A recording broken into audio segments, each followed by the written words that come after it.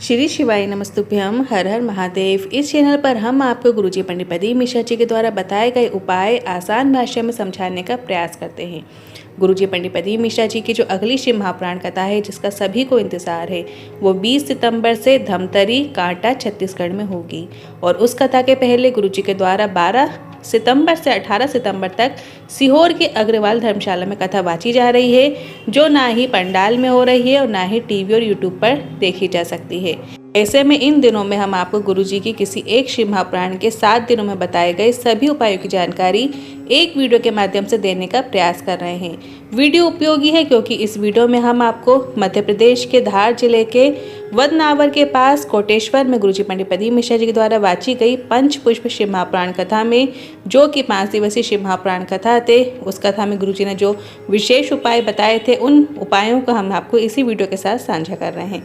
साथ ही कल 14 सितंबर एकादशी है और इस दिन किया जाने वाला भी एक विशेष उपाय लेकर आए हैं। वीडियो बहुत उपयोगी होने वाला है, इसलिए वीडियो को अंत तक जरूर देखिएगा। तो बढ़ते हैं पहले उपाय की ओर।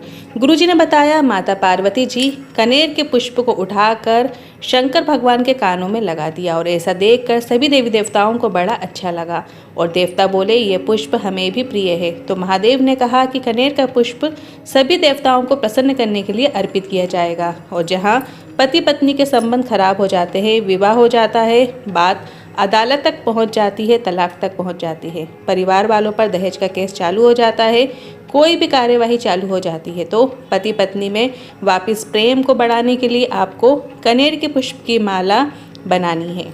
और आपको इतनी लंबी माला बनानी है, जब शिवलिंग के ऊपर जो जलाधारी टंगी होती है, उस जलाधारी के ऊपर से टांगते हुए वो माला नीचे शिवलिंग तक पूरी आनी चाहिए। इस तरीके से आपको माला तैयार कर लेनी है। आपको ऐसी लंबी माला बनानी है कि शिवलिंग के ऊपर जो बंदी जलाधारी है, जिससे बूंद बूंद जल नीचे गिरता है, उस शिवलिंग पर स्पर्श हो।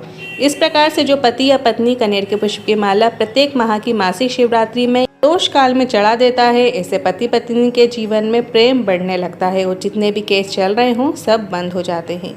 बढ़ते हैं अगले दूसरे उपाय की ओर। भाई भाई में विवाद हो रहा है, जमीन के लिए विवाद हो रहा है, प्रॉपर्टी के लिए विवाद हो रहा है, यदि भाई भाई के आपस में बनी नहीं रही है, तो ऐसे में भी कनेर का पुष्प बहुत ही प्रयोग में लाया जाता है। आपको एक कनेर का पुष्प अपनी कामना करते हुए, विवाद का विवरण करते हुए, मन में श्री शिवाय नमस्तुभ्यम बोलते हुए शंकर भगवान की शिवलिंग पर आपको अर्पित कर देना है। इस तरीके से कनेर का पुष्प जो व्यक्ति अर्पित कर देता है, भाई भाई में कितना ही विवाद क्यों ना चल रहा हो, किसी भी चीज़ को लेकर झगड़ा क्यों ना चल रहा हो, वो समाप्त हो ही जाता है। अब बढ़ते हैं अगले तीसरे उपाय की ओर। गुरुजी ने बताया, आप पुष्प को बिना नहाए तोड़ सकते हैं, प्राप्त कर सकते हैं और पुष्प को तोड़ने के बाद स्नान करके आप पुष्प भगवान को अर्पित कर सकते हैं। और एक बात का भी ध्यान रखिए, पुष्प को आपको धोना नहीं है। कई लोगों की आदत होती है पुष्प तोड़कर लाते और उसे धोकर फिर आप चढ़ाते हैं, तो इस तरीके से करने की आवश्यकता नहीं है। पुष्प को धोने की ज़रूरत नहीं होती है। आप तोड़े हुए पुष्प को सीधे भगवान को अर्पित कर सकते हैं। और पुष्प कभी भी आपको किसी दूसरे के यहाँ के बिना पूछे नहीं तोड़ना चाहिए। आप अपने घर के या दूसरे के यहाँ से भी यदि आप पुष्प ले रहे हैं तो पूछ कर लें, पूछ कर ही तोड़ें और भगवान को अर्पित करें, तभी आपके अटके हुए कार्य भी पूर्ण होना शुरू हो जाते हैं। अब बढ़ते हैं अगले चौथे उपाय की ओर। गुरुजी ने पंचपुष्प शिव महापुराण कथा के पहले दिन परिजात या हार श्रृंगार के पुष्प का वर्णन किया है, जो अभी आपकी स्क्रीन में दिख रहा है। ये पुष्प सफ़ेद रंग का होता है, जिसके बीच में नारंगी सा कलर होता है। तो इससे संबंधित गुरुजी का एक विशेष उपाय गुरुजी ने बताया था। अगर संतान की प्राप्ति नहीं हो रही हो, किन्हीं कारणों से वंश की वृद्धि नहीं हो पा रही हो, परिजात के पुष्प से देवदेव महादेव की आराधना की जाती है, तो आप वंश वृद्धि के लिए, संतान प्राप्ति के लिए, कार्य सिद्धि के लिए और वैभव प्राप्ति के लिए, अपने हृदय की सुख समृद्धि के लिए आप ये उपाय कर सकते हैं। गुरुजी ने परिजात के पुष्प को अर्पित करने का एक विशेष तरीका बताया है, जो कि इस प्रकार है। सबसे पहले आपको परिजात के पुष्प को शिवलिंग पे माता अशोक सुंदर के स्थान पर अर्पित करना है और इस प्रकार से अर्पित करें कि पुष्प की जो डंडी है वो शिवलिंग की ओर होना चाहिए।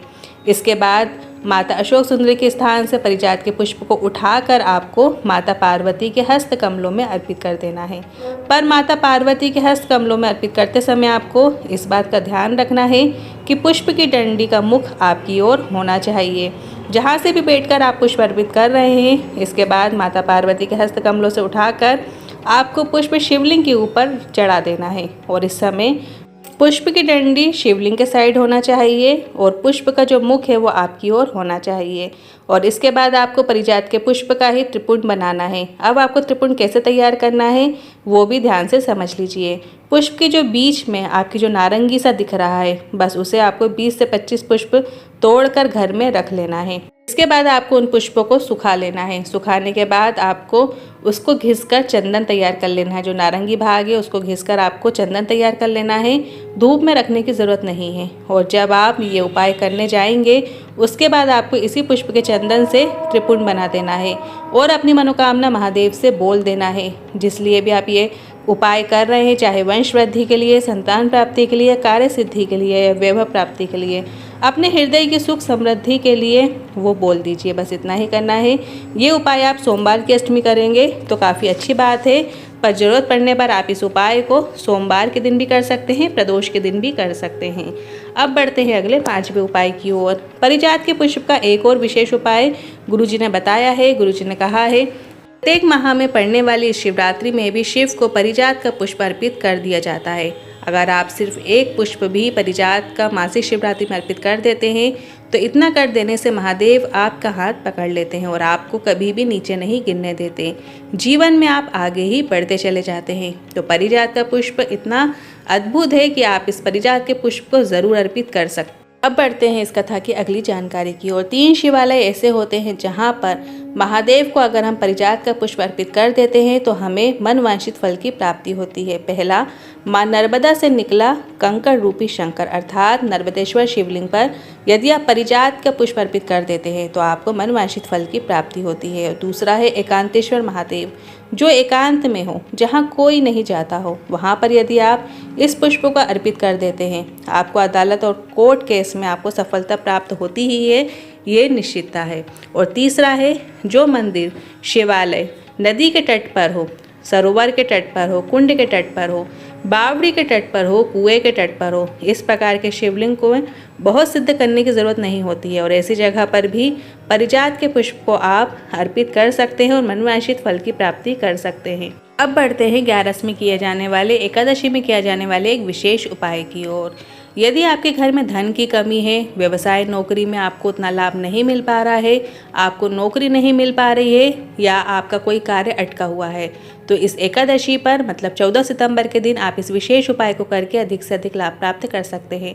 इस उपाय को करने के लिए आपको गंगा जल की आवश्यकता होगी। यदि आपके पास भरपूर मात्रा में गंगा जल है तो आप 1 कलश गंगा जल ले लीजिए। यदि आपके पास गंगा जल इतना नहीं है तो आप 1 कलश साधारण जल ले लीजिए, जो भी आपके घर में है। आप अपने मटके में से, अपने घड़े में से 1 लोटा जल ले लीजिए और उसके अंदर कुछ बूंदे गंगा जल की डाल लीजिए। साथ ही आपको 7 बेलपत्र लेना है।